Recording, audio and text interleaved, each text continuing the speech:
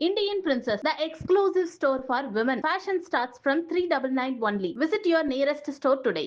தமிழக வெற்றி கழகத்தினுடைய தேர்தல் மேலாண்மை பொதுச் செயலாளர் தோழர் ஆதவ் அர்ஜுனா அவர்கள்.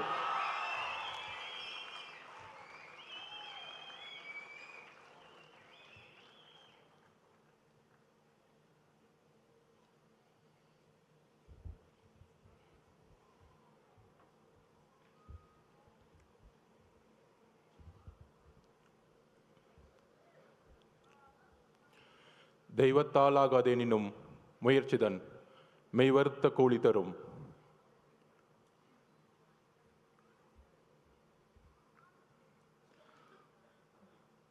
கழக பொருளாளர் திரு வெங்கட்ராமன் அவர்களே, இணை பொதுச் செயலாளர் திரு CTR நிர்மல்குமார் அவர்களே, கொள்கை பரப்பு பொதுச் செயலாளர் திரு அருண்ராஜ் அவர்களே, அண்ணன் பொதுச் செயலாளர் திரு ஆனந்த் அவர்களே, துணை பொதுச் செயலாளர் இந்த அவையை நடத்தி கொண்டிருக்கின்ற திரு ராஜ்மோகன் அவர்களே,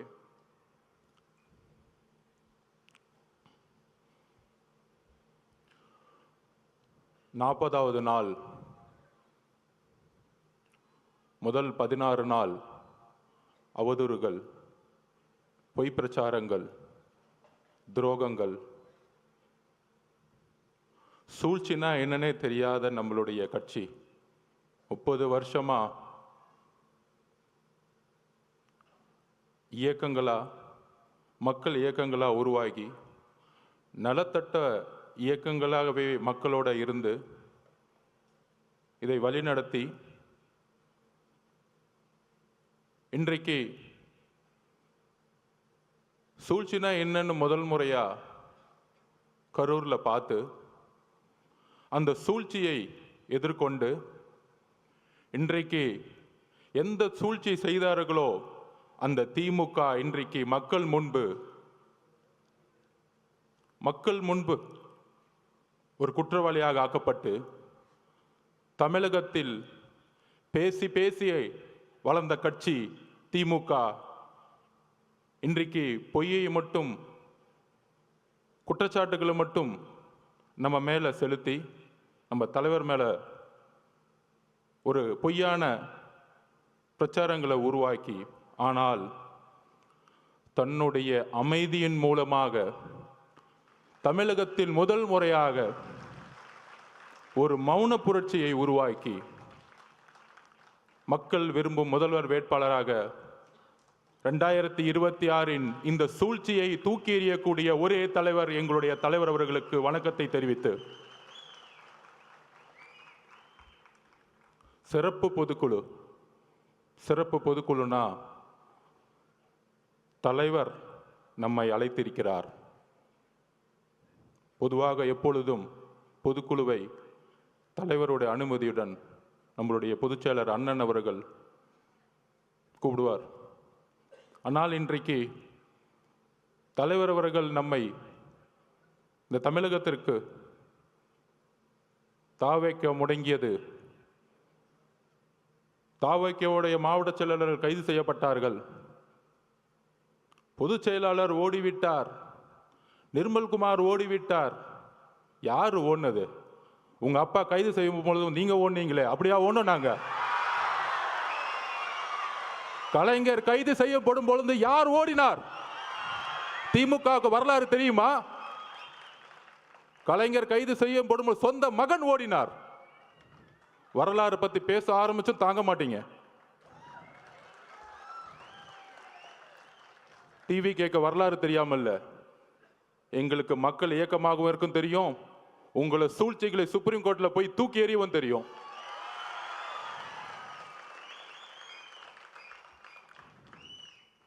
என்ன பண்ணிட்டோம்? மக்கள் இயக்கமா இருந்து ஒரு அரசியல் கட்சியை உருவாக்கி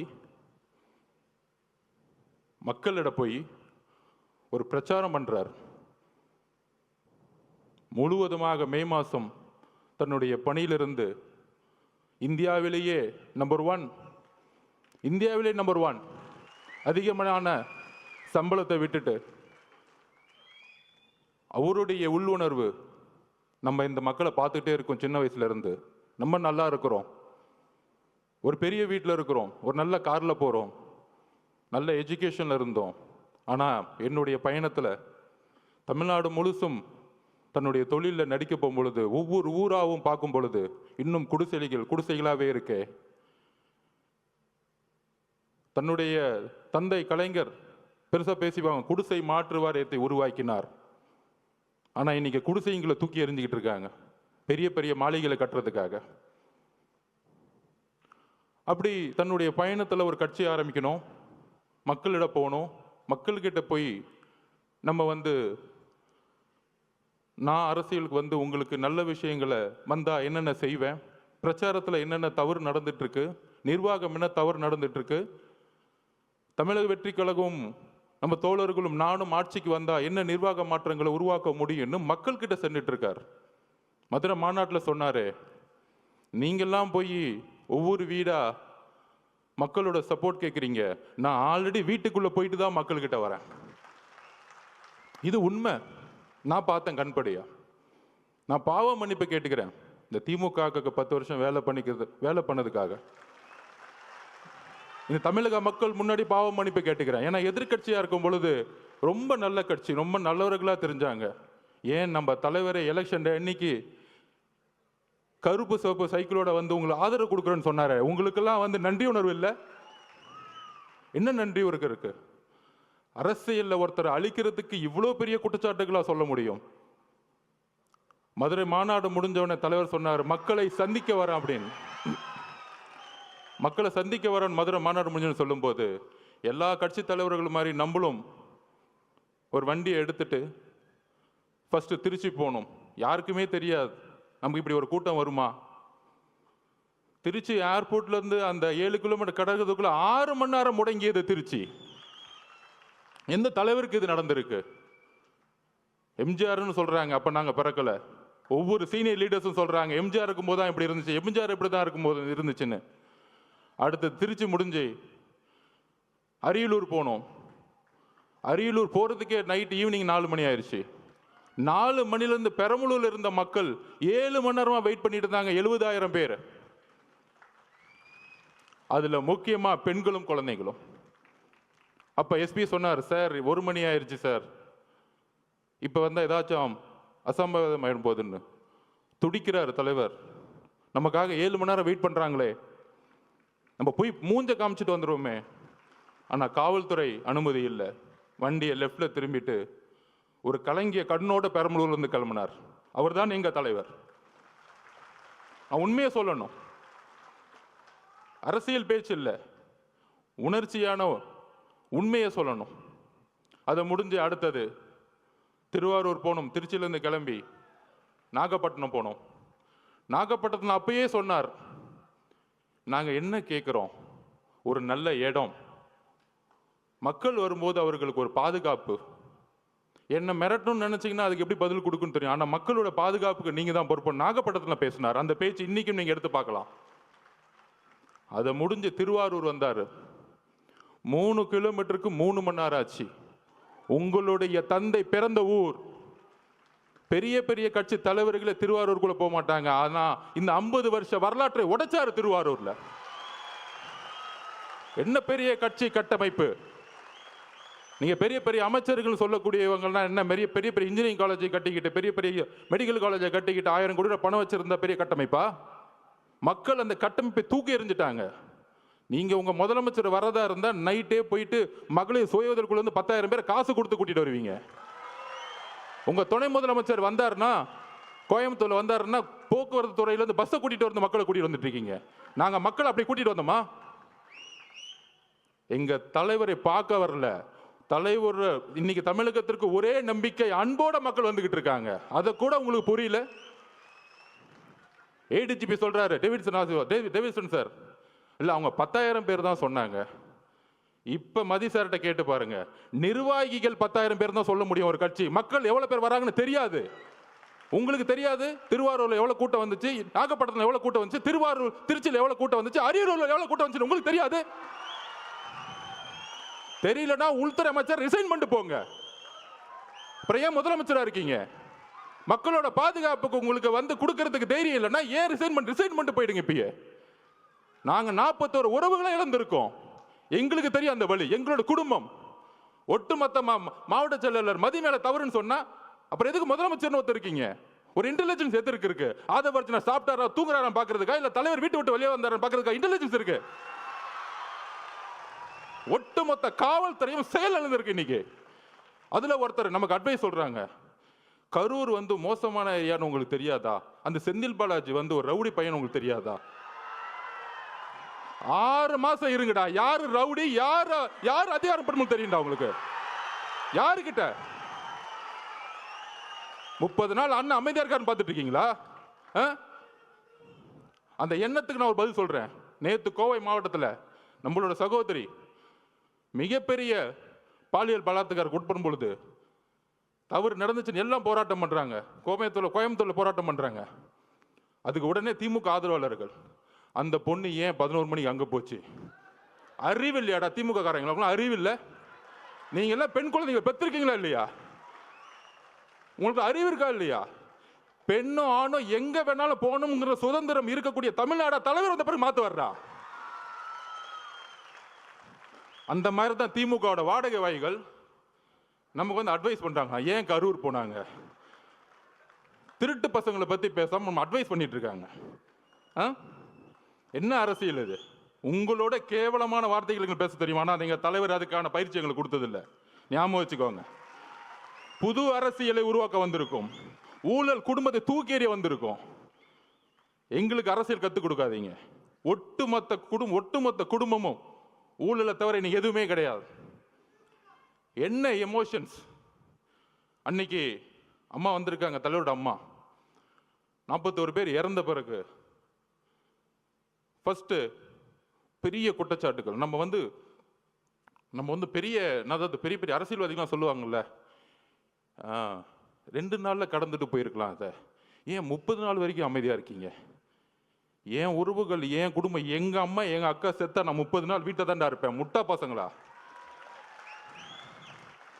எங்க தலைவருக்கு, எங்க தலைவரோட அம்மாக்கு என்ன எமோஷன் இருக்கும்? ஐயோ எவ்வளவு பெரிய சம்பளம், நல்ல வசதியான வாழ்க்கை. இன்னைக்கு அதாவது இந்த பிரச்சனை நடந்த உடனே அன்னைக்கு நைட்டு தலைவர் போன அடுத்த செகண்ட், அதாவது உங்களுக்கு தெரியும், நம்ம பார்த்திபன் அண்ணன் மதியண்ணனுக்கும் தெரியும், எந்த இடத்துலையுமே இல்லாத ஒரு வரவேற்பு கரூர்ல இருந்துச்சு. பார்த்திபன் கூட இருக்கார், மதிய சார் பார்க்குறோம். அந்த பாலத்துக்குள்ள வரும் பொழுது அவ்வளோ போலீஸ் வரவேற்று ரோப் பிடிக்கிறாங்க. கரெக்டாக அந்த 2 கிலோமீட்டர் கூட்டிகிட்டு போயிட்டு அந்த இடத்துல பஸ்ஸை நிற்க வைக்கிறாங்க. பஸ்ஸை நிற்க வச்சு தலைவரை எந்திரிச்சு பேச சொல்கிறாங்க. காவல்துறை மேலே எங்களுக்கு நம்பிக்கை இல்லைன்னா சூழ்ச்சியே தெரியாத எங்கள் தலைவர் காவல்துறைக்கு நன்றி சொல்லுவாரா? நான் கேட்குறேன், காவல்துறைக்கு நன்றி சொல்லுவாரா? எங்களுக்கு சூழ்ச்சி தெரியல, நான் ஒத்துக்கிறேன். சூழ்ச்சியாக இருக்கிறது தான் அனுபவ அரசியலா? உண்மையில அந்த அனுபவ அரசியல் எங்களுக்கு வேண்டாம். நாங்கள் உண்மையாகவே இருந்துட்டு போகிறோம் மக்கள்கிட்ட. என் தலைவர் அப்படிதான், இங்கே இருக்க ஒவ்வொருத்தரும் அப்படிதான். நல்லது செஞ்சு மட்டும்தான் இந்த கட்சிக்கு வந்திருக்கோம். ரவுடித்தனம் பண்ணி 1000 கோடி ரூபா காசு அடிச்சு வெளியில் ஒன்று பேசுறது, டிவியில் ஒன்று பேசுறது, உடனே முதலமைச்சர் அந்த அடுத்த நாள் 2 நாள் கழிச்சு, அதாவது அன்னைக்கு நைட்டு நடந்துச்சுன்னு தெரியும், நானும் பொதுச்செயலாளர் நிர்மல்குமார் எல்லாரும் போயிட்டு கரூருக்கு வெளியே நிற்கிறோம். தலைவர் போன அடுத்த செகண்ட் உங்களுக்கு தெரிஞ்சிருக்கும், மதியானம் தெரிஞ்சிருக்கும், மிகப்பெரிய லத்திச்சாச்சு அடிக்கிறாங்க. போற இடம் திவிகாவுடைய துண்டு போட்ட இடம் அடின்னு அடிச்சாங்க. இது தெரியுமா ஊடகங்களுக்கு? இல்லை ஊடகங்கள் தெரிஞ்ச வாய் தெரிஞ்சு பேச மாட்டாங்க. என்ன அடின்னா மரண அடி. ஒருத்தரும் திவிகாவுடைய துண்டோ சட்டையோ இல்லை, ஒரு நீங்க இளைஞராக இருந்தீங்கன்னா அந்த கரூர்ல நிற்க முடியாது. நாங்கள் வெளியே வந்துட்டு பாடலில் நிற்கிறோம். மேலே நிர்வாகத்தில் இருந்து கூப்பிட்டா இல்லை வராதிங்க, இல்லை நம்ம ஒரு 500 பேரோட போனால் திருப்பி ஒரு கலவரன்னு ஒரு சுச்சுவேஷன் உருவாக்குவாங்க. அப்போ நம்மளுடைய டாக்டர் பிரபுலாம் போய் ஹாஸ்பிட்டலில் உள்ளே இருக்கிறாங்க. அங்கேருந்து நாங்கள் ஃபோன் பண்ணி கேட்டுட்ருக்கோம், என்ன ஆச்சு, இத்தனை பேர் இறந்துட்டாங்களா? அங்கேருந்து தகவல் வருது, பெரிய பெரிய ஜட்ஜஸ் இன்னைக்கு போட்டிருக்காங்க, கரூரில் மெடிக்கல் ஹாஸ்பிட்டலில் சரியான உபகரணங்களே கிடையாதுன்னு ரிப்போர்ட் வருது. ஏன் பக்கத்தில் பிரைவேட் ஹாஸ்பிட்டல்லாம் சேர்க்கலை? அப்போ தாவேக கட்சிக்காரங்க ஹாஸ்பிட்டல் பக்கமே வரக்கூடாது, அங்கேயே வெளியேறுங்க. இவங்கெல்லாம் ஓட்டாங்க, தலைவர் ஓட்டார். யாரா ஓடுனது? வந்தால் நீங்கள் என்ன பண்ணுவீங்க எங்களுக்கு தெரியாது. 75 வருஷம் கழிச்சு உங்களுக்கு சூழ்ச்சி என்னன்னு தெரியாது. எம்ஜிஆரையும் ஜெயலலிதாவையும் சூழ்ச்சி பண்ணி என்ன பண்ணீங்கன்னு எங்களுக்கு தெரியாது. இதே மாதிரி தான் 97 கோர்ட் ஆர்டர் வாங்கி ஜெயலலிதா அரெஸ்ட் பண்ணிட்டாங்க. அப்போ என்ன தெரியுமா வந்து ஆர்குமெண்ட்டு, பேச்சுவார்த்தை அரசியல் விட்டே போயிடுமா? இவங்களுக்கு எப்படின்னா, இந்த ஒரு குடும்பம் மட்டும்தான் அடுத்த 100 வருஷத்துக்கு கொடுங்க, வேற யார் ஏற்று வந்தாலும் தூக்கி எறிஞ்சிருது. இன்னைக்கு பெரிய பெரிய பார்த்தீங்கன்னா 30 நாள் தெரியும், பெரிய பெரிய சினிமா ஸ்டார்ஸ் உலக நாயகங்களுக்கெல்லாம் போய் ரெட் ஜெயினில் சைன் போட்டு சினிமாவுக்கு போயிட்டாங்க. எங்கள் தலைவர் நினச்சிருந்தா இதே ரெட் ஜெயினில் 500 கூட சம்பளம் வாங்கிட்டு என்னமோ பண்ணுங்கன்னு சொல்லிட்டு போயிருப்பார். ஏன்னா தூக்கி எறிக்கு தானே வந்திருக்காரு உங்களை, அந்த கோவம் தானே உங்களுக்கு. யாருமே எத்து கேட்கக்கூடாது. நான் சொன்னோம்ல, பிறப்பார்வத்தில் முதலமைச்சர் கூடாது. என்ன பிரச்சனைனா அதான் நெப்போ கிட்ஸ். இந்த நேபாளத்தில் புரட்சி வந்து யார் யாரெல்லாம் வந்து பக்கா ஷூட்டிங்கு, அதுக்கு அடுத்தது வந்தாரு பாருங்க மகேஷ் பொய்யாமொழி. மக்கள் எங்க உண்மை தெரிஞ்சிச்சுன்னா இந்த 2 பேரை பார்த்தே உண்மையை கண்டுபிடிச்சிட்டாங்க. அன்னைக்கு எங்க தலைவர் மேல நைட் ஃபுல்லா விமர்சனம், அவர் ஓட்டாரு அப்படின்னு. அந்த 2 பேர் கேமரா வேணுங்கன்னே கொண்டு வந்து வர வச்சு, அங்கே நில்லுங்க, கேமரா நில்லுங்க, நாங்கள் 2 பேர் நிற்கிறோம். ஒருத்தன் அப்படியே கையை பிடிச்சி நெளிகிறான். சாரி தப்பா பேசாதீங்க, ஒருமையில் பேசிட்டு நெளிகிறாரு. அடுத்தது நம்ம மகேஷ் பொய்யாமொழி. அதாவதுங்க நமக்கு வந்து ஒரு வீட்டில், இப்போ எங்கள் அம்மாவை நான் சின்ன வயசில் இழந்துட்டேன். நம்ம உறவுகள் அம்மாவும் அக்காவும் குட்டி குழந்தைங்க இருக்கும்போது வாய் வார்த்தையே வராது. நாங்கள் அப்படிதான் நிற்கிறோம் எல்லாருமே. பொதுச் செயலாளர் என்னன்னு தெரியாமல் அப்படியே மயங்கி நிலையில் நிற்கிறார் பொதுச் செயலாளர். நாங்கள் அப்படியே நிற்கிறோம். இதுக்கப்புறம் அரசியல், நம்ம மேலே குற்றச்சாட்டுகள் எதுவுமே அடுத்த 48 மணி நேரத்துக்கு எங்களுக்கு எதுவுமே தெரியல. அதுக்கப்புறம் தான் என்ன நடக்குதுன்னு டிவியில் பார்க்க ஆரம்பிக்கிறோம். இதுதான் உள்வுணர்வு. அப்போ தலைவருடைய உணர்வு எப்படி இருக்கும்? அமைதியாக போய். தலைவரோட அம்மாவோட உணர்வு எப்படி இருக்கும்? ஐயோ, இந்த முரசொலியில் இவங்க பண்ணுற உண்மை என்னன்னு தெரியும். முதலமைச்சர் என்ன பண்ணார்? அடுத்த 2 நாள் கழிச்சு இதில் வந்து எந்த கட்சி தலைவரும் தன்னுடைய கட்சியை வந்து இறக்குறதுக்கெல்லாம் நினைக்க மாட்டாங்க சொன்னாரா இல்லையா? நல்ல புள்ள மாதிரி. ஆனால் முரசொலியில் சொல்கிறாங்க, தாவேக்கா கொல்லும் நீதி வெல்லும், 41 உயிர்களை கொன்ற விஜய். இப்போ தெரியுதா திமுகவுடைய நிலைப்பாடு என்னன்னு தெரியுதா? இதே முரசொலியில். அப்போ இவங்களோட நோக்கம் என்ன? 77க்கு அப்புறம் எம்ஜிஆரை ட்ரை பண்ணாங்க, அம்மா ஜெயலலிதா மடத்தை ட்ரை பண்ணாங்க. அதுக்கப்புறம் யார் இவங்களை எதுக்கு வந்தாலும் ஏன் காமராஜரே பொய்யா சொல்லி தூக்கி எறிஞ்சாங்க. ஆனால் அந்த சூழ்ச்சியை ரொம்ப அமைதியாக இருந்து, இது அரசியல் சாணக்கியத்தில் தன்னுடைய உண்மை உணர்வு, அந்த மக்களுக்கிட்ட இருக்கிற உணர்வு, அந்த என்ன உணர்வுனா, தலைவருடைய அம்மா என்ன நினைப்பாங்க, ஐயோ குழந்தைக்கு இப்படி ஆயிடுச்சு, இப்படி பொய் சொல்றாங்களே, சூழ்ச்சி பண்றாங்க அப்படின்னு சொல்லும் பொழுது, இதே உணர்வை தான் அவருடைய அமைதி தமிழ்நாட்டிற்கு ஒட்டுமொத்த தாய் குலமும் ஒரே மாதிரி நினைச்சிருக்காங்க. தலைவரோட அம்மா மட்டும் அப்படி நினைக்கல. அதனால தான் இவங்க மாட்டிக்கிட்டாங்க. அன்னைக்கு நைட் இவர் நடிக்க, அந்த பிரச்சனையிலையும் கண்டிஷனை ஃபாலோ பண்ணுங்கன்னு ஆக்டிங் போட.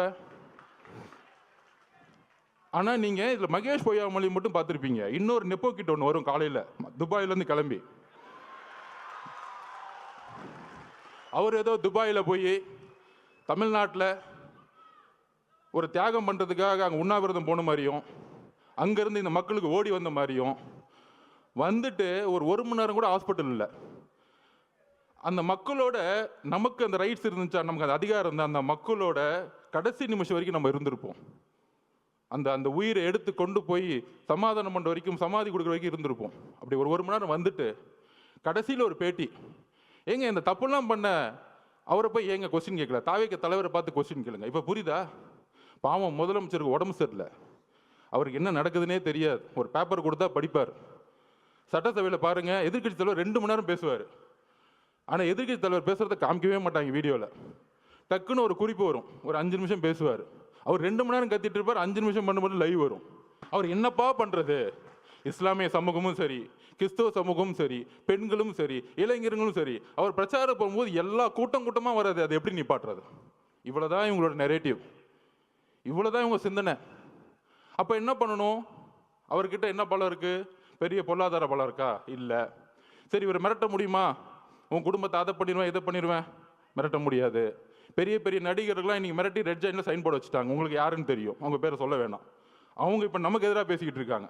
5 வருஷத்துக்கு முன்னாடி மாற்றம் அப்படின்னு சொன்னவங்களாம் இப்போ இந்த பக்கம் போய் ஐயா நீ தான் ஏன் எனக்கு சைன் அப் போடு நான் ஒரு படத்தை நடிக்கிறேன்னு படத்துக்கு போயிட்டாங்க. அன்னைக்கு எப்படி நைட்டு நடிச்சாங்களோ வாழ்க்கை முழுசும் நடிச்சு நம்பர் 1 ஆனவருக்கு நடிக்கவே தெரியாதவங்க வந்து நடிச்சாங்கன்னா இவருக்கு தெரியாதா தலைவருக்கு? அப்படி அன்னைக்கு நைட்டு மாட்டி முதலமைச்சர் அப்படி வந்து அடுத்த நாள் அறிக்கை, முதலமைச்சர் மட்டும் இல்லை ஹோம் செக்ரட்டரி கோர்ட்டில் கேஸ் ஃபைல் பண்ணுறாங்க. கோர்ட்டில் கேஸ் ஃபைல் பண்ணி எக்ஸ்பார்ட்டி ஆர்டர், தாவேக்கே கிடையாது, யாருமே கிடையாது, திமுகவே கேஸ் போடுமா, திமுகவுடைய அரசு வக்கீலே ஆர்குமெண்ட் பண்ணுவாராம். அதுக்கப்புறம் நான் எதுவும் சொல்ல முடியாது, ஒரு ஜட்ஜ்மெண்ட் வருது. அன்னைக்கு தலைவர் கூப்பிட்டார் இமீடியட்டா, தோழர்களே இவங்களுடைய சதி சூழ்ச்சி, கரூருடைய சூழ்ச்சிகள் நம்ம ஒட்டுமொத்த கட்சியும் அழிக்கிறதுக்கான வேலையை செய்ய ஆரம்பிச்சிட்டாங்க.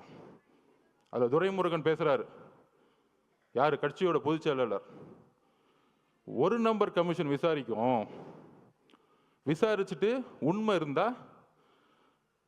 விஜய் மேல தலைவர் விஜய் மேல வந்து நடவடிக்கை எடுப்போம், நாங்கள் அதுக்கெல்லாம் பயப்பட மாட்டோம். இவங்க சூழ்ச்சி எங்கே வந்துச்சுன்னு பார்த்தீங்களா?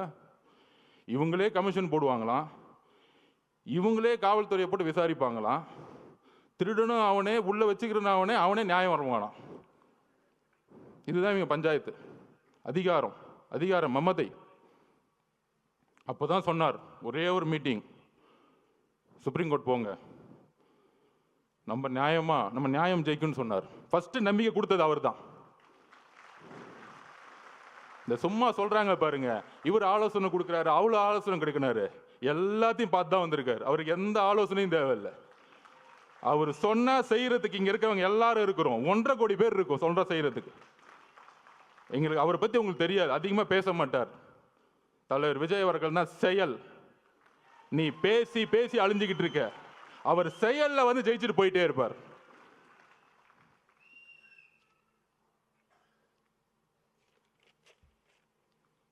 அதாவது இந்த கரூர் இன்சிடென்ட், கரூருக்கு முன் கரூருக்கு அப்புறம்னு சொல்லலாம். இந்த 41 குடும்பத்தையும் தலைவர் இங்க வந்து பார்த்தாரு. ஏன் பார்த்தாரு? உடனே அனுதாபம்லாம் நம்ம அங்கே தானே போகணும், இவர் ஏன் அங்கே போல, கரூருக்கு ஏன் போல? அதுக்கு நான் பதில் சொல்றேன். கரூர் காவல்துறை இருக்கு பாருங்க, ஒரு வினோதமான காவல்துறை. நம்ம பார்த்திபனுக்கும் மதியனுக்கும் தெரியும். 8 நாளுக்கு முன்னாடியே 9 நாளுக்கு முன்னாடியே மனுவை கொடுக்குறாங்க. அது நம்ம தவறு தான் ஒத்துக்கலாம், ஏன்னா நம்ம காவல்துறையை நம்பணும்ல, அதுதான் நம்மளுடைய மிகப்பெரிய தவறு. எங்களுக்கு அந்த அரசியல் தெரியல, ஒத்துக்கிறோம், சாரி, மக்களுக்கு நாங்கள் மன்னிப்பு கேட்டுக்கிறோம். அந்த ஒரு தவிர நாங்கள் எதுவும் செய்யலை. எங்கள் மதியனோ பார்த்திபனோ பொதுச்செயலாளரோ காவல்துறை போய் நம்பினாங்க. அப்போ காவல்துறை ஒரு இடத்துல நம்ம வந்து கேட்குறோம், ஒரு 6 இடம் கேட்குறோம்.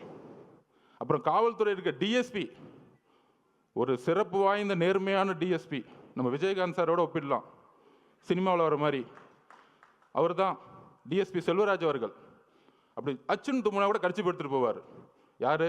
நம்ம செந்தில் பாலாஜிக்கு கடிச்சு எடுத்துட்டு போறவர் தான் அவர். அந்த இடத்துல அப்படி ஒரு ஆளை போட்டு வச்சிருக்காங்க. இருக்கு, வந்துட்டாரு உங்க அப்பா சிபிஐ வந்திருக்காங்க, டெல்லியிலேருந்து வந்திருக்காங்க. சொல்றீங்களா 600 பேரை போட்டோம், அதில் ஏடிஜிபி சொல்றாரு 500 பேரை போட்டோம், இன்னொரு அமைச்சர் சொல்றாரு இல்லை நாங்கள் 700 பேர் போட்டோம். அதோ எல்லாம் ஸ்டேட்மெண்ட் கொடுத்தோம். முதலமைச்சர் முதற்கொண்டு என்கொயரி பண்ணணும் இந்த விஷயத்தில், தவறா தகவல் சொன்னதுக்கு. அப்போ அண்ணன் மனு கொடுக்குறாரு. அந்த டிஎஸ்பி பார்த்திபன் கூட சண்டை போடுறாரு. எல்லாம் பதிவு இருக்கு, எல்லாம் சொல்லுவார் அண்ணன். என்ன சண்டை? அதில் வந்து கலெக்டர் வந்து ஒரு சர்க்குலர் அனுப்புறாரு. என்ன சர்க்குலர்? 4 இடம் நீங்கள் எதை வேணா சூஸ் பண்ணிக்கலாம். அந்த 4 இடத்துல நம்ம கேட்ட இடம் ரவுண்டானா, கரெக்டான பார்த்திபன் லைட்டஸ்ட் ரவுண்டானா கேட்குறோம். இது ஆல்ரெடி கவர்மெண்ட் சர்க்குலர் கொடுத்துருக்க இடம், இதை டிஎஸ்பி அனுப்புறாரு.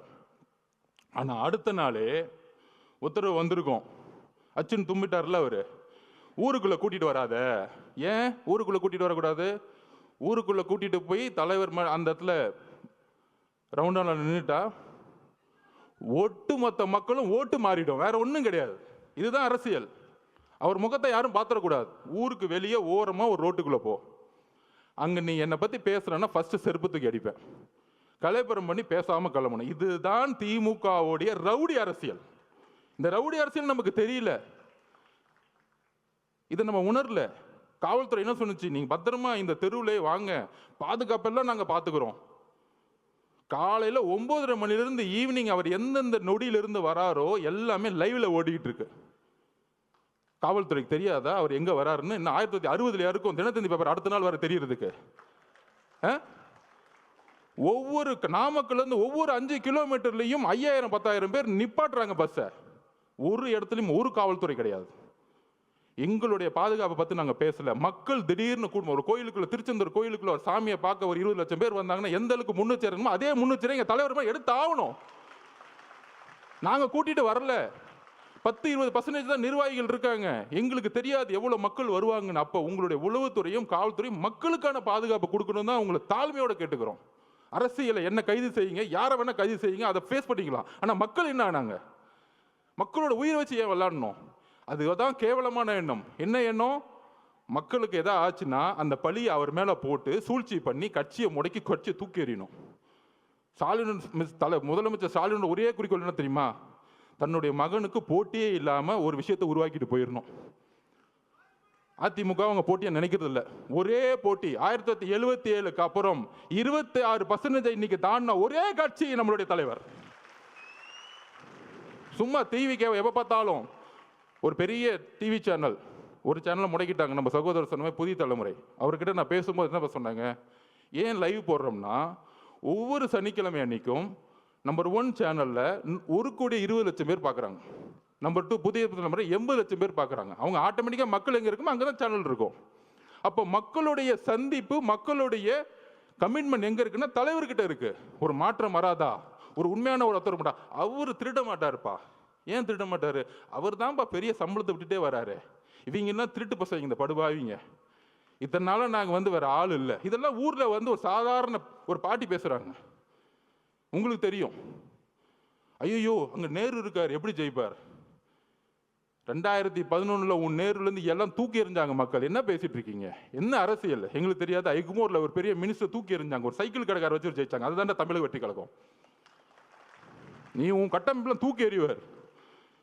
உன் பொதுச் செயலரில் தூங்க முடியாமல் எந்திரிக்காம, அதுக்கு ஏன் பொதுச் செயலர் எவ்வளோ மேட்ரு?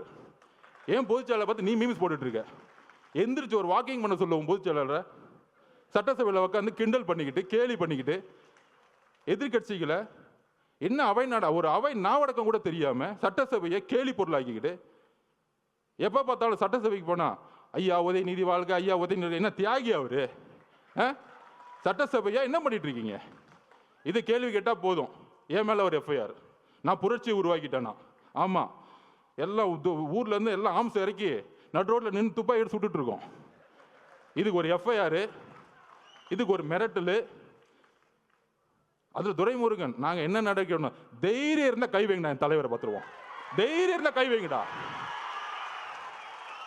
என்ன அதிகாரம் இருந்தா, போலீஸ் இருந்தா, தைரியம் இருந்தா முதல் வீட்டுக்குள்ள போயிடுங்க. நான் கேட்கிறேன், ஒட்டுமொத்த காலேஜில் இருக்க இளைஞர்களும் உங்க வீடு தேடி வருவாங்க, ஞாபகம் வச்சுக்குவாங்க.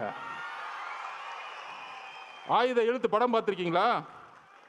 பெரிய ரவுடி எழுத்து நிற்பாங்க. அந்த படத்துல மணிரத்னம் சார் எழுதியிருப்பாரு, இளைஞர் புரட்சி. அந்த புரட்சி தான் 26ல உருவாகிட்டு இருக்கு.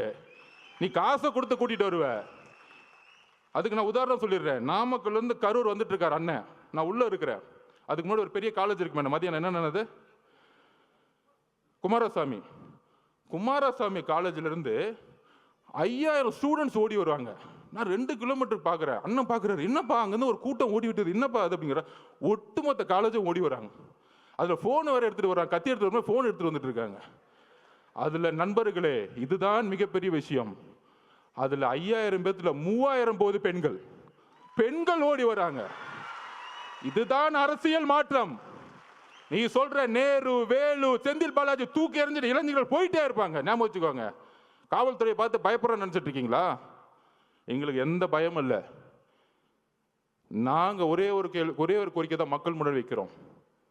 மக்கள் பாதுகாப்புக்கு காவல்துறை தான் பொறுப்பு. எங்கள் பாதுகாப்பு. என் மேல எஃப்ஐஆர் போடுங்க, எங்க பொதுச்செயலாளர் அரெஸ்ட் பண்ணி உள்ள வைங்க, நாங்க எதிர்கொள்ளுக்குவோம். சுப்ரீம் கோர்ட்டு கூட போய்க்குவோம். எங்களுடைய ஒரே ஒரு தொண்டை மேல கை வைங்க, சுப்ரீம் கோர்ட்ல இருந்து ஆர்டர் வரும். நாங்க இப்ப சொல்றோம், எங்களுக்கு நீதித்துறை மீது, நீங்க நீதித்துறை வச்சு அரசியல் பண்ணினா எங்களுக்கு நீதித்துறையில என்ன, எங்களுக்கு சீனியர்ஸ் இருக்காங்க. எங்க கட்சி உட்கார்ந்து சாதாரண கட்சி நினைச்சுக்காதீங்க. எங்களுக்கும் தெரியும் அரசியல். ஆனால் மக்கள் பாதுகாப்பு, அந்த பாதுகாப்புக்கு நீங்கள் தான் முதல் இப்போ கூட எஸ்ஓபியை வந்து போட்டோம். நம்ம நிர்மல்குமார் அவர்கள் நம்ம சட்டத்துறை போட்டோம் ஹைகோர்ட்டில் நம்ம கேஸ் ஃபைல் பண்ணியிருக்கோம். எப்படி எல்லா கட்சிகளுக்கும் சமமாக ஒரு ரூல்ஸ் அண்ட் ரெகுலேஷன் உருவாக்குங்க. நமக்கு மட்டும் ஒரு நாளுக்கு முன்னாடி தருவாங்க. ஆனால் திமுக மட்டும் தன்னுடைய புள்ள ரோட் ஷோ போகலாம், அவர் ரோட் ஷோ போகலாம். அது எனக்கு புரியல. எல்லாம் ரோட் ஷோன்னா சாதாரணமாக நினச்சிக்கிறாங்க. ரோட் ஷோன்னா மக்கள் இருக்கணும். வெறும் ரோட்டில் போகிற ரோட் ஷோ கிடையாது. உதயநிதியில் ரோட் ஷோ போயிட்டு இருக்காரு. அது நம்ம பசங்க மீம்ஸ் எடுத்து போட்டுட்டு இருக்காங்க. வெறும் ரோட்டில் அப்படி கை கும்பிட்டு இருக்காரு. லெஃப்ட்லேயும் ஆளை காணும், ரைட்லேயும் ஆளை காணும். யாரை பார்த்து இந்த பூனை வந்து சூடு போட்டுக்குமே புளியை பார்த்து, எப்போ பார்த்தாலும் நம்ம தலைவர் பண்ணுறதையே பார்த்து பண்ணுறது. அவர் ஏர்போர்ட்டு இறங்குனா கூட்டம் வருதுன்னா மக்கள் வராங்க, உடனே இவங்களும் ஏர்போர்ட் விடனா கூட்டம் வரணும். நம்ம உதயநிதி போறாருன்னா ரோட்டில் போறாருன்னா ரோட் சைடு லெஃப்ட் ரைட்டு பார்க்குறாரு, எவனுமே மதிக்கல. இப்போ கூட நேற்று கூட பாருங்க, வெள்ளூரில் வாக்கிங் போயிட்டு இருக்காரு. யாரா ஓடி வந்து பார்க்காங்க, எங்கள் தலைவர் வெள்ளூரில் வாக்கிங் போட்டோம், அன்னைக்கு வெள்ளூரை முடங்கி போயிடும். என்ன பேசுறீங்க நீங்க? உங்களுக்கு தான் தெரிஞ்ச அரசியல். திமுகனா கொள்கை கொள்கை, நாங்கள் தான் கொள்கை, எங்களுக்கு தான் கொள்கை தெரியும். நான் ஒத்துக்கிறேன். 1967 அண்ணா உருவாக்கும் போது நாங்களும் அண்ணா வழியில் இருக்கவங்க தான். அண்ணாவோட கொள்கையை நாங்கள் வந்து கடைப்பிடிக்கிறோம், தலைவர் கடைப்பிடிக்கிறாரு. அண்ணாவோட கொள்கை என்ன? பெரிய திராவிடன் 4 மணி நேரம் பேசுவான். எல்லோரும் சமமாக நினைக்கிறது தான் அண்ணாவோட கொள்கை. எங்கள் தலைவர்கிட்ட பேசி பாருங்க 1 hour.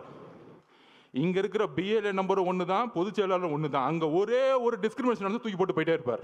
எல்லாரும் சமமாக இருங்க. அப்போ அண்ணாவோட குறிக்கோள் என்ன? சாதியை பார்த்து அவர் அரசியல் பண்ணல, மதத்தை பார்த்து அரசியல் பண்ணல, பணத்தை பார்த்து அரசியல் பண்ணல, ஊழலுக்காக அவர் வரல. இதுக்கு மேலே என்னப்பா கொள்கை வேணும் எங்கள் தலைவருக்கு? சொல்லுங்க. நீ 10 மணி நேரம் மேடை போட்டு பேசுகிற வாழ்க்கையில் கடைப்பிடிச்சிட்டு போயிட்டே இருக்கிறார். நீ மேடை போட்டு எதுவும் கடைப்பிடிக்க மாட்டேன்னு எல்லாருக்கும் தெரியும்.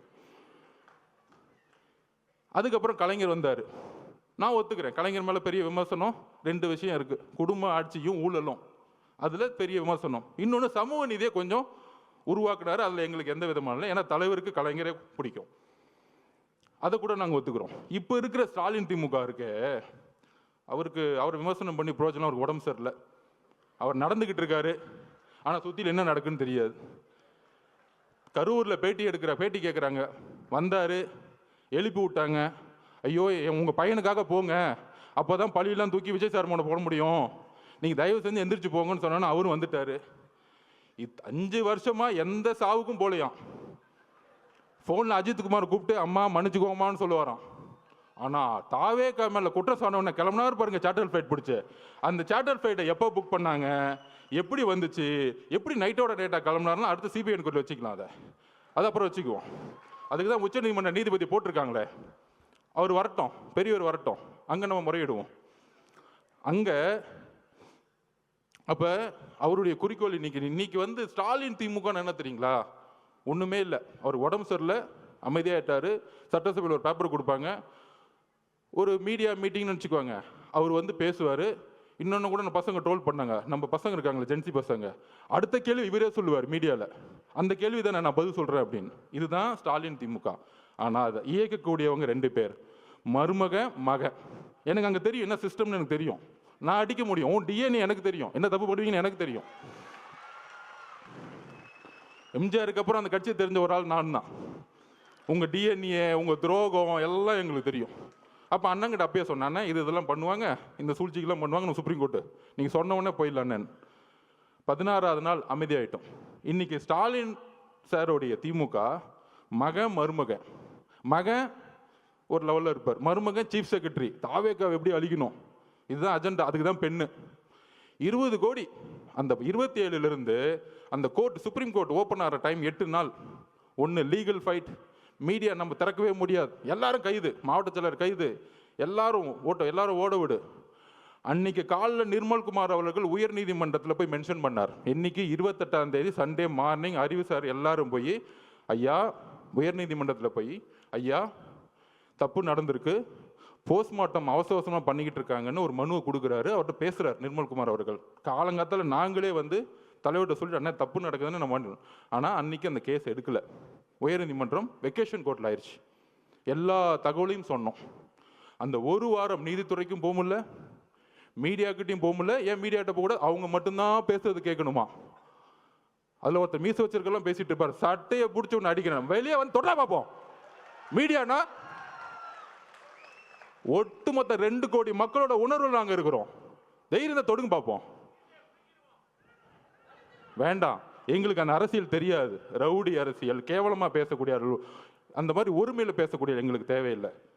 ஆனால் மக்களுடைய இறப்புக்கு இன்னும் எங்களுக்கு வழி இருக்கு, அந்த உணர்வு எங்களுக்கு இருக்கு. இப்போ எழுதில நாங்கள் பேசலை, மனசுல இருந்து வருது. இந்த 40 நாள் என்ன பண்ணீங்க, மக்களுக்கு என்ன பண்ணீங்க? நான் சொன்னேன் பாருங்க, அதை விட்டுட்டேன். நம்ம செல்வராஜ் அப்படி அவங்கள போட்டு 25ஆம் தேதி இல்லை நீங்கள் இந்த இடத்துக்கு தான் போகணும், இல்லைன்னா கேன்சல், அவர்கிட்ட மிரட்டுறாரு பார்த்திபன்ட்ட. அதெல்லாம் இருக்கு, இந்த இடத்துக்கு மட்டும்தான் நீங்கள் வரணும், இல்லைன்னா இந்த இடமே கேன்சல். அப்போ திருப்பியும் ஒரு 2-3 நேரம் கழிச்சு ரொம்ப பக்குவமாக பாசமாக, பிரதர் நீங்கள் தயவு செஞ்சு ஒத்துக்குவாங்க, நாங்கள் பாதுகாப்பு கொடுக்குறோம் அப்படின்னு இறக்கப்பட்டு பேசினோடனே செல்வராஜோட பொய் வாக்குறுதிகளை நம்பி அதை சைன் போட்டுட்டாங்க. அதில் என்ன பொய்? 25ஆம் தேதி தான் அவங்க மனு கொடுத்தாங்க, நாங்கள் 26 ஒத்துக்கிட்டோம், 27 நடந்துருச்சு. 10 நாளாக கத்திரிட்டு இருக்காங்க மாவட்ட நிர்வாகம், எங்களுக்கு அந்த வேணாம், அந்த இடம் வேணாம், இடம் வேணாம்.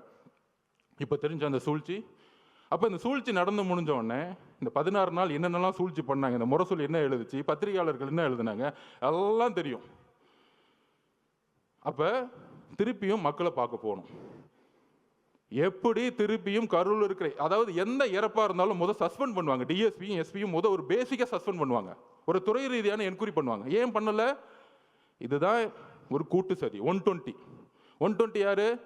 First hospital owner Senthil Balaji, அப்புறம் உதயநிதி ரசிகர் மன்ற தலைவராக இருந்தவர் திரு மகேஷ், நடிக்கவே தெரியாததுக்கு ரசிகர் மன்றம், அதை விட்டுருங்க அந்த இடம். 3வது காலங்காத்தால் துபாயிலேருந்து வந்தவர். ஆக்சுவல் 120 இவங்க தான், கூட்டு சதியே இவங்க தான். ஏன் திண்டுக்கல்லேருந்து பெரியசாமி என்ன வரல? அவங்கெல்லாம் கலைஞர்கிட்ட இருந்து அரசியல் கற்றுக்கிட்டாங்க. மக்களை சாவடிக்கூடிய அரசியல் திமுக இருக்க சீனியர் செய்யவே மாட்டாங்க. இந்த மாதிரி மாறி மாறி மாறி மாறி வந்துட்டு கொன்னாலும் பரவாயில்ல நினைக்கக்கூடிய ஒரு செந்தில் பாலாஜி யாருக்குங்க தான் இது எக்ஸிக்யூஷன்ஸ். இது நான் தனிப்பட்ட விமர்சனம் பண்ணுறேன். அதுக்கான விஷயத்தை நம்ம சொல்லுவோம். நம்ம போய் என்கொயரி ஆஃபீஸர்கிட்ட ஒரு திருநான்னு வச்சுக்குவாங்க, எனக்கு உங்க மேலே சந்தேகம் இருக்குன்னு சொல்லிட்டாலே அவங்க பார்த்துக்குவாங்க. வரிசையாக இருக்குது இதில். அப்போ திருப்பியும் தலைவர் போனால், தலைவர் பாதுகாப்பு ஓகே, அதில் ஒரு மண்டபம் கொடுக்குறாங்க. நம்ம பார்த்திபனுக்கு தெரியும் என்ன மண்டபம் கொடுக்குறாங்க அப்படின்னா, கரூர்லேருந்து வெளியே தள்ளி போய் காம்பவுண்டே இல்லாமல் வெறும் ஒரு ஷெட்டு வச்சுக்கிட்டு ஒரு மண்டபம். மித்த மண்டபம் எல்லாருமே ப்ரைவேட் மண்டபம்லாம் சொல்லி வச்ச மாதிரி, உங்களுக்கு தான் காவல்துறையே மண்டபம் கொடுக்குறாங்களே, எங்ககிட்ட நாங்கள் எப்படிங்க கொடுக்க முடியும்? ஆல்ரெடி எல்லாம் சொல்லிட்டாங்க கிளியரன்ஸ். இந்த உண்மையை தெரிஞ்சுக்கணும். ஏன் இந்த விமர்சனத்துக்கு பதில் சொல்லணும்னா, தலைவர் விமர்சனத்துக்கு பதில் சொல்லி பழக்கம் இல்லை, ஆனால் அங்கே ஏன் போல அப்படிங்கிற விஷயத்த அந்த மக்களுக்கு சொல்லணும், பாதிக்கப்பட்ட எங்கள் குடும்பத்துக்கு நாங்கள் சொல்லணும். அதுக்கான வாய்ப்பு இது வரைக்கும் நாங்கள் கிடைக்கல. தலைவர் வாயை திறந்து அவங்ககிட்ட சொல்லலை. அங்கே தான் அந்த அவருடைய உண்மை இருக்கு. எவ்வளோ கடுமையான ஒரு நேரம் ஒரு தலைவருக்கு, உறவுகளை இழந்து பார்க்க முடியாம 30 நாள் வீட்டுக்குள்ள இருந்து பார்க்கவே முடியாத சூழலை உருவாக்கிய ஒரு அரசு, காவல்துறை, மீடியா இதெல்லாம் பார்த்துக்கிட்டு பொய்யையும் உள்வாங்கிக்கிட்டு கடைசியில இதே இடத்துல அவர் வந்து பார்த்தாரு. யாருமே இல்லை, தனியா பார்த்தார்.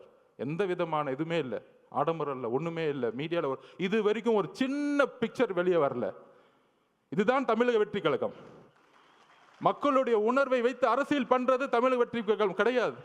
அவரை பார்த்துட்டு 10 நிமிஷம் சாப்பிடல, 9 மணிலேருந்து 6 மணி வரைக்கும் தன்னுடைய கண்ணீரை மட்டுமே அவங்க முன்னாடி நின்றுட்டு இருந்தார். ஒரு மிகப்பெரிய ஆளுமை, தமிழ்நாட்டின் மிகப்பெரிய எதிர்காலம், முதலமைச்சர், ஒரு மிகப்பெரிய நடிகர், திரையில மக்கள் கொண்டாடக்கூடியவர். ஆனால் மக்கள் முன்னாடி அழுது கண்ணீரை சேர்ந்து அந்த 30 நாள் அம்மா, அக்கா, குழந்தைங்களை பார்த்து அதுக்கப்புறம் என்னால் பேச முடியல. என்னெல்லாம் பேட்டி கொடுத்தாங்க தெரியும். அப்படி நடந்துச்சா எனக்கு இது வரைக்கும் உள்வாங்க முடியல. அவர் அப்படி பார்க்க முடியுமா அப்படின்னு. ஆனால் 9 மணி நேரம் கண்ணீர் விட்டு சிந்திய ஒரே தலைவர் எங்களுடைய தலைவர். உங்களை மாதிரி நைட்டு 3 மணிக்கு மலர் விலையை வச்சுட்டு 7வது நாளில் உங்களுடைய ஹெல்த் மினிஸ்டரை வச்சுட்டு இட்லி கடை படம் பார்க்க போற, இட்லி கடை படம் பார்த்தா எங்க தலைவர் கிடையாது. அப்படி ஒரு கட்சி கிடையாது எங்களுது. அப்ப அந்த வலியை ஒட்டுமொத்த தமிழ்நாடும் பார்க்கக்கூடிய எங்க தலைவர் 41 குடும்பத்தையும் அன்றைக்கு தத்தெடுத்தார்.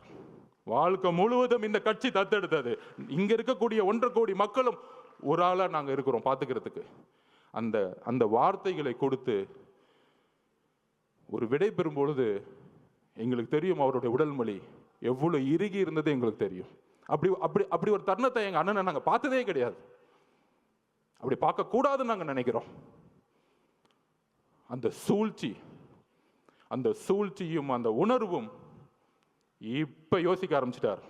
எந்த மக்களை நீங்க கை வச்சீங்களோ, பொதுவா அமைதிக்கு பின் புயல் வரும், இப்ப புயலுக்கு பின் அமைதி வரும்னு சொல்லுவாங்க. இப்ப ஒரு அமைதிக்கு பின் ஒரு புயல் வரப்போகுது, நீங்க பாப்பீங்க. ஏன் நிப்பாட்டினாங்க? ஏன்னா நம்ம 26% கிராஸ் பண்ணிட்டோம். தலைவரால இன்னும் தமிழ்நாடு முழுவதும் பிரச்சாரம் பண்ணும் பொழுது தனியாவே அவரால் ஜெயிக்க முடியும். இதுதான் உண்மை. எம்ஜிஆர் கட்சி திறக்கும் போது இவங்க கூட்டணி வருவாங்களா, அவங்க கூட்டணி வருவாங்களான்னு நினைச்சு பார்க்கல. இதுல எதிர்கட்சிக்கு வேற நீங்கெல்லாம் வந்து இந்த கொடூரமான திமுக வந்து அழிக்கணும்னா நாங்க தான் ஒரு பெரிய கட்சி, எங்களோட சேர்ந்துக்குவாங்க. அங்க ஒரு மட்டம் தட்டுது. நம்ம இந்த தீய சக்தியை அழிக்கிறதுக்கு எம்ஜிஆர் உருவானார். அதுக்கப்புறம் அம்மையார் ஜெயலலிதா அவர்கள் அதை வந்து உருவாக்குனாங்க. அதுக்கப்புறம் ஒரே தலைவர், எங்களுடைய தலைவர் மட்டும்தான் இந்த தீய சக்தியை தூக்கி போட முடியும். அதுல நாங்க தெளிவா இருக்கிறோம். நண்பர்களே, ரீசெண்டா நம்ம இந்தியாவுடைய பெண்கள் அணி வெற்றி பெற்றதை பார்த்துருப்பீங்க. 83க்கு அப்புறம் 25, 83ல் ஆண்கள் அணி ஜெயிச்சது கபில் தேவ் ஜெயிச்சாரு. அதுக்கப்புறம் பெண்கள் அணி ஜெயிச்சாங்க. அவங்க வெற்றி பெற்ற பிறகு சொன்ன வார்த்தைகளும் வழிகள் என்ன தெரியுமா? ஆண்கள் அணியை, இந்தியாவுடைய மென் டீமை வந்து எப்பயுமே இந்த உலகம் கொண்டாடும், இந்தியா கொண்டாடும். ஆனால் பெண்களை எங்களை வந்து கொண்டாடினது கிடையாது. இந்த ஒரு வெற்றி ஒட்டுமொத்த பெண்களுக்கும் கிடைத்த வெற்றின்னு சொன்னாங்க. அது மாதிரி 2026 எந்த மாதிரி காலகட்டத்தில் நம்ம இருக்கிறோம்? தன்னுடைய குடும்பத்தில் இருக்க மகனை முதலமைச்சராக மட்டுமே குறிக்கோள், வேற எந்த குறிக்கோளும் கிடையாது. கொள்கைன்னு சொன்னாங்களே, நான் சொன்ன மாதிரி தான். அண்ணா அவர்கள் 67ல் ஆரம்பிக்கும் பொழுது ஒரு கொள்கையாக ஒரு கட்சி ஆரம்பிச்சா திமுகவை. கலைஞர் கொஞ்சம் சமூக நீதியை பார்த்துக்கிட்டு குடும்பத்தையும் ஊழல் அமைச்சர்களையும் உருவாக்குனாரு. அதுக்கப்புறம் இன்னைக்கு இருக்க ஸ்டாலின் திமுக காந்தியை மட்டும்தான் ஃபாலோ பண்றாங்க. உடனே காங்கிரஸ்காரங்க தப்பா நினைச்ச கூடாது. என்னங்க எங்க தலைவரை வந்து திமுகவோட நோக்கி நீங்க கொண்டு போறீங்க அப்படின்னு சொல்றீங்க. உங்க கையில காசு இருந்தா ஒன்று எடுத்து வச்சுக்கோங்க. இந்த காந்தியை மட்டும்தான் அவங்க ஃபாலோ பண்றாங்க. இந்த காந்தி இல்லைன்னா இன்னைக்கு எந்த கவர்மெண்ட் ஆஃபீஸ்குள்ளேயும் போக முடியாது. நம்ம செந்தில் பாலாஜி அவர்களை திட்டுவோம், நேரு அவர்களை திட்டுவோம், பெரியசாமி அவர்களை திட்டுவோம், இந்த அமைச்சர்களை திட்டிக்கிட்டு இருப்போம். ஆனால் ஒட்டுமொத்த பணமும் ஒரு குடும்பத்துக்கு போய் மொத்தமாக சேர்ந்துக்கிட்டு இருக்கு. இதுதான் அவங்களுடைய அரசியல். இந்த அரசியலை ஒழிக்கணும்னா ஒரே தலைவர், நேர்மையான, உறுதியான, தைரியமான, மக்களுடைய உணர்வை உணர்ந்து கொண்டு அவர் அடிக்கடி சொல்லுவார், அரசியல்னா என்னன்னு தெரியுமாங்க? மக்களோட உணர்வுல நம்ம வந்து இருக்கணும். இன்னைக்கு மக்கள்கிட்ட உணர்வுக்கு அப்பாற்பட்டு இருக்கிறவங்க தான் இன்னைக்கு இருக்க தலைவர்கள். அதனால தான் நைட்டு மலர் வளையம் வைக்கிறது, அடுத்த நாள் கிளம்பிறது, 3வது நாள் ஒரு தலைவரை குற்றச்சாட்டு சொல்றது, அவங்களுடைய பொதுச் செயலர் எப்படி அரெஸ்ட் பண்ணலான்னு தேடுறது. இதுதான் அரசியல். இந்த அரசியலுக்கு அப்பாற்பட்டு நம்மளுடைய வெற்றி, டிவிகேவுடைய வெற்றி எப்படி இருக்கணும்னா, ஊழல் மட்டும் இல்லை. இன்னைக்கு வந்து தஞ்சாவூரில் ஒரு விவசாயி நெல்லை உற்பத்தி பண்ணுறதுக்கு 4 மாதம் சாகுறாங்க. ஆனால் அந்த நெல்லை கொள்முதல் பண்ணுறதுக்கு ஒரு ஊழல். தலைவர் அதை வந்து திருவாரூரில் சொன்னார். அதுதான் இப்போ நடந்துச்சு. இந்த மாதிரி ஒவ்வொரு ஊரில் போய் நடக்கக்கூடிய ஊழல்களை சொல்லக்கூடிய, அதை போய் மக்கள்கிட்ட சேர்க்கக்கூடிய ஒரே தலைவர் நம்மளுடைய தலைவர். வரக்கூடிய 2026 வெற்றி நம்ம தலைவரை முதல்வராக்குவது மட்டும் இல்லை. அவர் ஏதோ முதலமைச்சர் ஆகணும், ஒரு பதவி வெறி இருக்குது, அதிகார வெறி இருக்குது, கிடையாது. ஒரு விவசாயிக்கு குறைந்தபட்ச கூலியை உருவாக்க வேண்டும். இன்னைக்கு நம்ம பேசிட்டு இருக்க நேரத்தில் மெரினா பீச்சில் தூய்மை பணியாளர்கள் போராட்டம் பண்ணிட்டு இருக்காங்க. ஆனால் இந்த முதல்வரும் துணை முதல்வர் என்ன பண்ணாங்கன்னா, அப்போ போராட்டம் நடந்துட்டு இருக்கும்போது அந்த குழு வந்து நம்மளை பார்த்தாங்க. போராட்டம் அவங்க கூலிக்காக போராட்டம் பண்ணிட்டு இருக்காங்க. இவங்க கூலி படமே பார்த்துட்டு இருக்காங்க. இப்போ தெரியுதா உணர்வு? தூய்மை பணியாளர்கள் கூலி கேட்டு போராட்டம் பண்ணிட்டு இருக்கும்போது கூலி படத்துக்கு ரிவ்யூ பண்ணிட்டு இருக்காங்க. இதுதான் உணர்வற்ற அரசியல். தமிழக வெற்றி கழகத்தில் இருக்க தோழர்களும் தலைவர்களும் கட்சிகளும் உணர்வுடன் மக்களோடு இருக்கிறோம். விவசாயிக்கு பிரச்சனைனா அதை மாற்றணும்னு சொல்லிட்டு நம்ம ஒரு அதிகாரத்துக்கு வரணும்னு நினைக்கிறோம். அந்த அதிகாரம் மக்களுக்கானதாக இருக்கட்டும், அந்த அதிகாரம் சமூக நீதிக்காக இருக்கட்டும், அந்த அதிகாரம் மத சார்பின்மைக்காக இருக்கட்டும், அந்த அதிகாரம் ஊழலுக்கு எதிரான இருக்கட்டும்.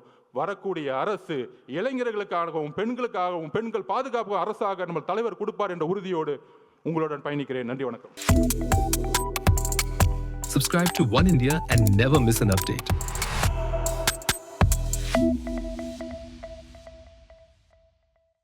Indian Princess, the exclusive store for women. Fashion starts from 399 only. Visit your nearest store today.